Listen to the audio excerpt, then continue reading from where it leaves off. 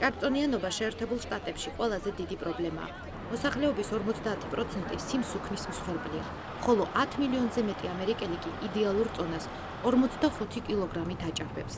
სტატისტიკის თანახმად, ამერიკელების უმრავლესობას ყოველდღიურად პათოლოგიური სიმსუქნის დიაგნოზი უდგინდებათ, რაც ასევე გულის დაავადებებს, მაღალ წნევას, დიაბეტსა და კიბოს გარკვეულ სახეობებსაც იწვევს. სიმსუქნისაგან გამოწვეული ამ დაავადებების შედეგად კი ყოველწლიურად 300,000 ამერიკელი იღუპება.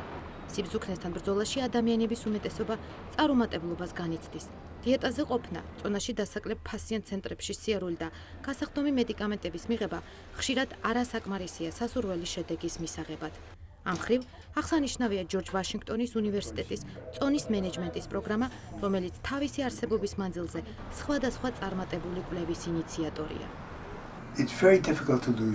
წონაში დაკლება საკმაოდ რთული პროცესია, რომელიც დიდნების ყოფასა და შრომას მოითხოვს. სიმსუქნისგან გათავისუფლება არა მარტო ჯანმრთელობისთვისაა სასარგებლო, არამედ პიროვნების სრულყოფილებისა და კომფორტის გამსაზღვრელიცაა.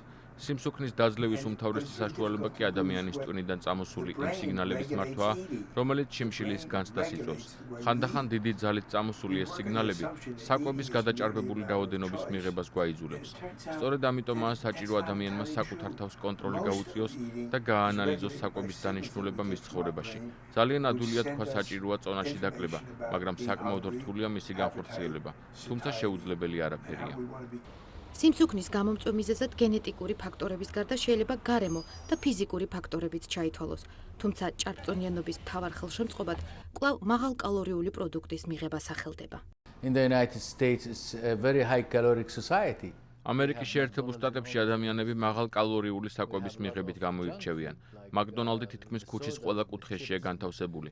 მოსახლეობა უმეტესწილად არასასარგებლო საკვებს ღებულობს გაზიანი სასმელების, ჰამბურგერებისა თუ ჩიფსების სახით.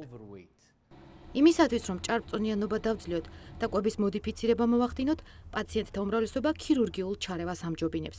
სიმსუქნის ქირურგიაში ყველაზე გავრცელებული მეთოდი საკვების გარიარხების მეშვეობით მონელებაა. This is how normal stomach looks like. These are blood vessels. ეს ჩვეულებრივი კუჭია, რომელშიც ერთ ჭამაზე რეზერვუარის მსგავსად 2 ლიტრიდან 4 ლიტრამდე საკვების სითხესთან ერთად ჩადის, ხოლო ქირურგიული ჩარევის შემდეგ ყოველივე ეს 10%-ით მცირდება.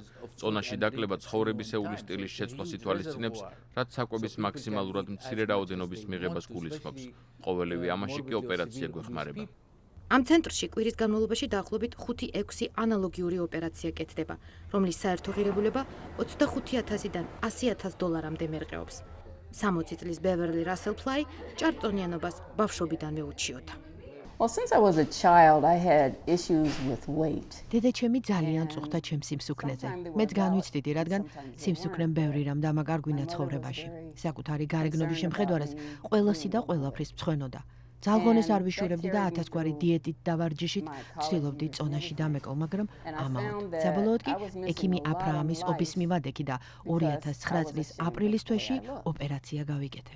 ოპერაციამდე 150 კილო ვიყავი. შემდეგ თანდათანობით დავიწყე კლება და დღეს უკვე 68 კილო ვარ. ახლა თავს საკმაოდ კარგად ვგრძნობ. მიუხედავად ყველაფრისა, ჭარბწონიანობის დაძლევის უმთავრეს საშუალებას ჩანსახკვებასთან ერთად ზომიერი ჭამაც წარმოადგენს. არსებული რეკომენდაციების გათვალისწინებით, ჭარბწონასთან ბრძოლის ყველაზე ეფექტური საშუალება საკუთარი თავის კონტროლია. ამიტომაც არ დააყოვნოთ და დაიწყეთ ახლავე. გამოიჩინეთ ნებისყოფა და ჭამეთ იმისათვის, რათა იარსებოთ და არა იმისათვის, რათა იცხოვროთ. ამასთანავე გახსოვდეთ, რომ ის, რაც ყველაზე გემრიელია, საზიანოა ჩვენი ჯანმრთელობისათვის. რუსუდან წერეთელი, ამერიკის ხმა, ვაშინგტონი.